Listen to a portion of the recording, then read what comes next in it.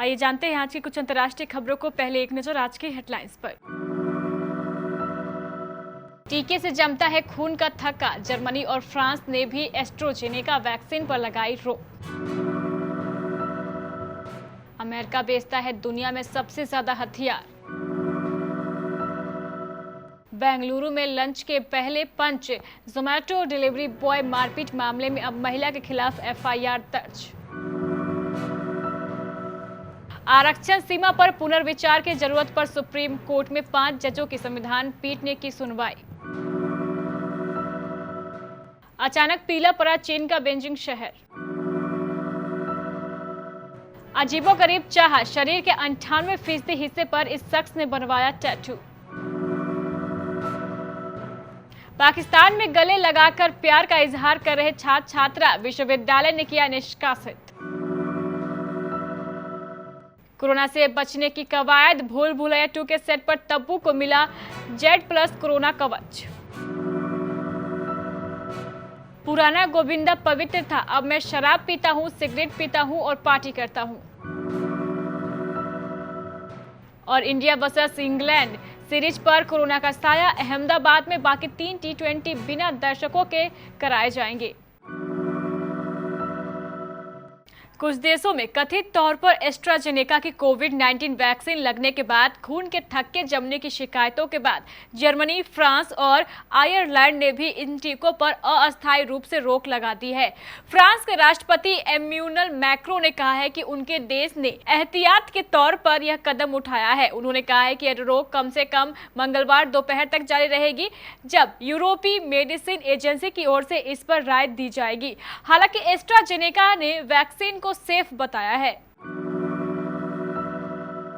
Sweden स्थित एक research institute का कहना है कि हथियारों के निर्यात के मामले में बीते 5 सालों में अमेरिका की वैश्विक भागीदारी 37% हो गई है। अमेरिका, फ्रांस और जर्मनी के वैश्विक निर्यात में बढ़ोतरी हुई है, जबकि रूस और चीन के निर्यात में गिरावट आई है। शीत युद्ध के बाद आयात और निर्यात अपने उच्चतम स्तर के करीब है। हालांकि महामारी के प्रभाव के बाद इसमें बदलाव देखा जा सकता है। हथियारों के आयात के मामले में मध्य पूर्व में सबसे अधिक बढ़त देखने को मिली है। बेंगलुरु में जोमैटो डिलीवरी बॉय मारपीट मामला अब उल्टा पड़ता दिखाई दे रहा है। मामले में अब महिला के खिलाफ एफआईआर दर्ज की गई है। महिला पर डिलीवरी बॉय ने मारपीट करने का आरोप लगाया है।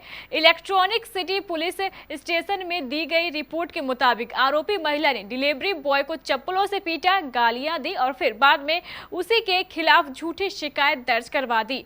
दरअसल कंटेंट क्रिएटर हितेशा चंद्रानी ने सोशल मीडिया पर वीडियो डालकर आरोप लगाया था कि जोमैटो के डिलीवरी बॉय ने उनके चेहरे पर पंच मारा था, जिसके बाद मामला सुर्खियों में आया।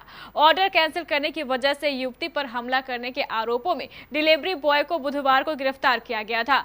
डिलीवरी बॉय कामराज का दावा है कि युवती ने खुद ही अपने को चोट पहुंचाया है।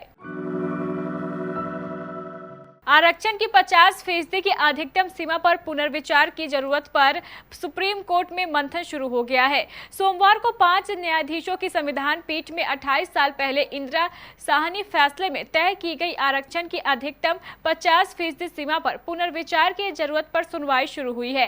केरल की ओर से चुनाव की दुहाई देते हुए सुनवाई टालने का अनुरोध किया गया, लेकिन कोर्ट ने मांग ठुकरा दी और सुनवाई शुरू कर सबसे पहले महाराष्ट्र में मराठा आरक्षण का विरोध कर रहे याचिकाओं की ओर से पक्ष रखा गया, जिसमें इंदिरा साहनी के फैसले को पुनर्विचार के लिए 11 न्यायाधीशों की पीठ को भेजने का विरोध किया गया।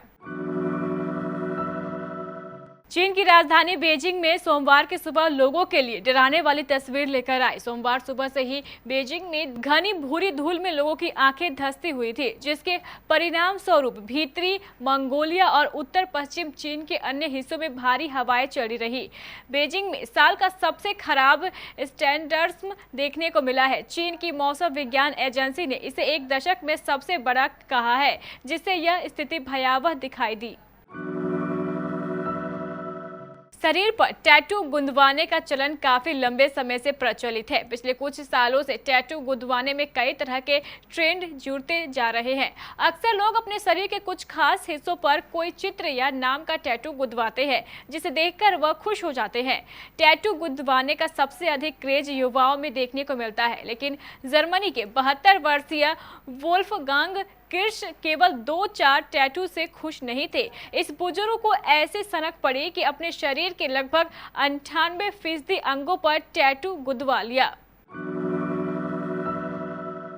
पाकिस्तान के एक शीर्ष विश्वविद्यालय का वीडियो सोशल मीडिया पर खूब वायरल हो रहा है, जिसके बाद विश्वविद्यालय ने दोनों विद्यार्थियों को निष्कासित कर दिया। दरअसल विश्वविद्यालय की एक छात्रा ने सभी के सामने घुटने पर बैठकर छात्र को प्रपोज कर दिया, जिसके बाद छात्र ने छात्रा को गले लगा लिया। बस फिर क्या था, मौके पर मौजूद अन्य विद्यार्थियों ने इस प्रेम प्रस्ताव का वीडियो बनाकर इसे सोशल मीडिया पर वायरल कर दिया, जिसका अंजाम अब इन प्रेमी जोड़े को भुगतना पड़ रहा है। बता दें कि घटना के बाद लाहौर विश्वविद्यालय के विशेष अनुशासन समिति ने शुक्रवार को बैठक कर दोनों विद्यार्थियों को तलब किया था, लेकिन दोनों ही अनुपस्थित रहे। इसके बाद समिति ने छात्र और छात्रा दोनों को विश्वविद्यालय से निष्कासित कर यूनिवर्सिटी या उसके किसी भी परिसर में उनके प्रवेश पर रोक लगा दी।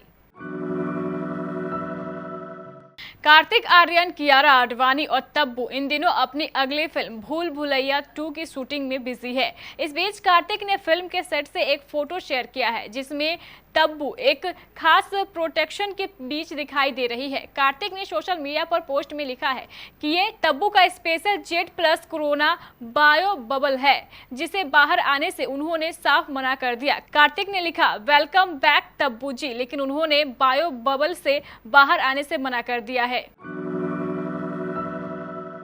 फिल्म अभिनेता गोविंदा भले ही फिल्मी दुनिया से थोड़ा दूर हो गए और लाइमलाइट में ना रहते हो, लेकिन अपने बेबाक बयानों की वजह से एक्टर अक्सर सुर्खियों में छाए रहते हैं।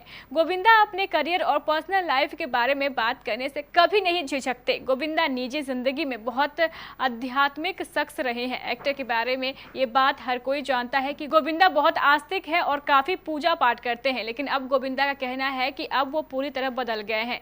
एक्टर का मानना है कि पहले जो गोविंदा था वो बहुत पवित्र था, लेकिन अब जो गोविंदा है वो बहुत कठोर हो गया है। हाल ही में एक निजी चैनल को दिए गए इंटरव्यू में गोविंदा से पूछा गया कि वो आध्यात्मिक होते जा रहे हैं। इसके जवाब में एक्टर ने कहा, नहीं, इसका बिल्कुल उलट हो रहा है। मैं अब ज्यादा भ्रष्ट और कड़वा हो गया हूँ। इंडिया और इंग्लैंड के बीच अहमदाबाद के नरेंद्र मोदी स्टेडियम में खेली जा रही 5 T20 की सीरीज पर कोरोना का साया मंडराने लगा है।